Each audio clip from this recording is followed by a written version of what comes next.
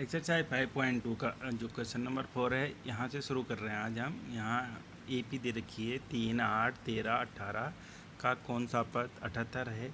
तो एपी देख के हमने मालूम कर लिया है कि ए का मान 3, डी का मान A2 माइनस A1 से ए तो 8 ऋण 3 बराबर 5।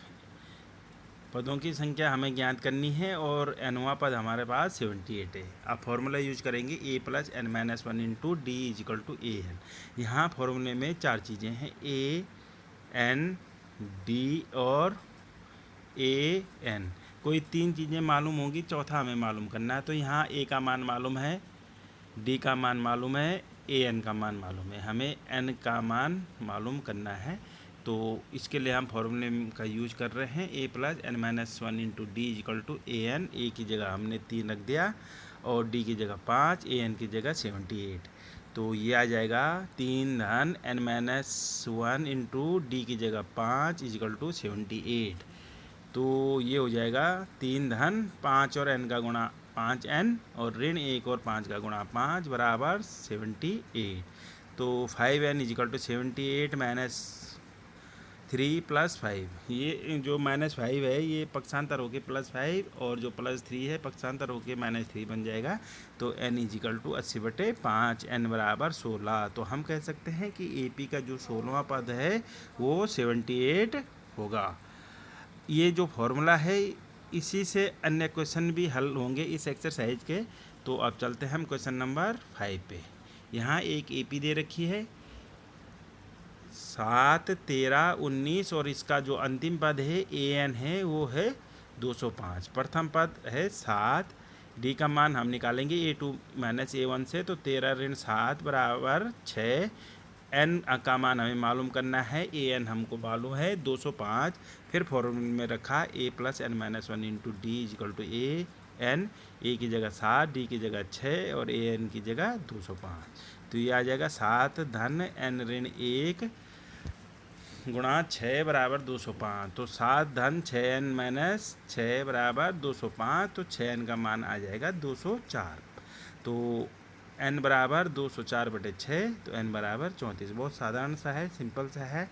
तो यहाँ पदों की संख्या आ जाएगी 34। आप कर लेंगे, इसे आसानी से कर लेंगे। इसका जो दूसरा पार्ट है क्वेश्चन नंबर 5 का, उसको आप स्वयं करेंगे। तो इसके बाद चलते हैं हम क्वेश्चन नंबर 6 पर। यहाँ एक एपी दे रखी है 11, 8, 5, 2 और यही कंटिन्यूस आगे बढ़ रही है। इसमें हमें ये मालूम करना है कि क्या इस एपी का कोई पद ऋण 105 है। अगर है तो क्यों है, अगर नहीं है तो क्यों नहीं है। तो हम ये मान के चलेंगे कि एपी का जो nवां पद है वो अगर ऋण 105 है तो ये इस पर फिट हो रहा है कि नहीं हो रहा है। यहाँ एपी के हिसाब से ए का मान 11, डी का मान 8 ऋण 11, A2 माइनस A1 8 ऋण 11। तो एक डी का मान आ जाएगा ऋण 3। ए एन को हमने मान के चले हैं ऋण 105। एन का मान हमें ज्ञात करना है। फिर हमने प्रॉब्लम में फॉर्मूला यूज किया ए पी का nवां पद a plus n minus one into d is equal to a n. A की जगह 11, डी की जगह ऋण 3 और ए एन की जगह 105। जब 105 रखा हमने, ए एन की जगह ऋण 105 रखा, तो जो ए बराबर 11 धन एन ऋण 1 और डी की जगह ऋण 3। तो ये आ जाएगा 11 ऋण 3 और n का गुणा ऋण 3n और ऋण 1 और 3 का गुणा धन 3 और बराबर ऋण 105। तो ऋण 3n का मान हो जाएगा ऋण 119। ऋण ऋण से कट जाएगा तो 3n का मान हो जाएगा 119। तो n बराबर 119/3। अब हमने जब इसे भाग दिया तो ये आया 39 सही 2/3। हम जान रहे हैं कि n का मान यहाँ पूर्ण संख्या के रूप में प्राप्त नहीं हो रहा है, प्राकृतिक संख्या के रूप में प्राप्त नहीं हो रहा है, जो कि गणना के काम में आती है। चूँकि पदों की संख्या है, पदों की n पदों की संख्या है, मतलब संख्या का मान है n। तो जो संख्या आएगी, गिनती की संख्याएं जो आएंगी वो आएंगी 1, 2, 3, 4, 5, 6। ऐसा नहीं बोल सकते हम कि 2 सही 1/2 संख्या है या 5 सही 3/5वीं संख्या है।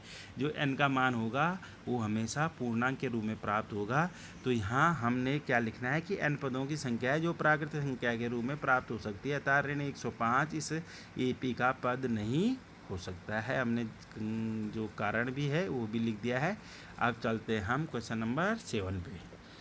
जो क्वेश्चन नंबर 7 है, यहाँ ए पी का 31वां पद ज्ञात करना है, जबकि ए पी का 11वां पद हमें मालूम है, 16वां पद हमें ज्ञात है। इसके लिए हमने एक पिछले उसमें हमने क्वेश्चन में बताया था कि अगर हमें ए 30वां पद निकालना है तो इसका मतलब ए प्लस 29D, या ए 50वां पद निकालना है तो इसका मतलब ए प्लस 49D। इससे संबंधित इस क्वेश्चन में इस इनका यूज होना है। ये हमने क्या किया कि ए पी का जो 11वां पद था ए 11, इसकी जगह लिख दिया ए प्लस 10D, और जिसका मान हमें मालूम है 38 क्वेश्चन में दिया गया है। फिर 16वां पद है ए प्लस 15D इजिकल टू 73। इसको हमने समीकरण 1 और समीकरण 2 का नाम दे दिया है। तो फिर हमने क्या किया कि समीकरण 2 में से समीकरण 1 को घटाया, तो ए से ए कट जाएगा, तो 15D में से ऋण के 10D घटेंगे तो 5D बराबर 73 में से ऋण 38 माइनस हो जाएगा, तो 5D इजिकल टू 35। तो D का मान आ जाएगा 7। तो D का मान अब हमने समीकरण 1 में रखा, तो समीकरण 1 में रखा तो a plus 10D equal to 38, a plus 10 into 7 equal to 38, तो ए का मान आ जाएगा -32।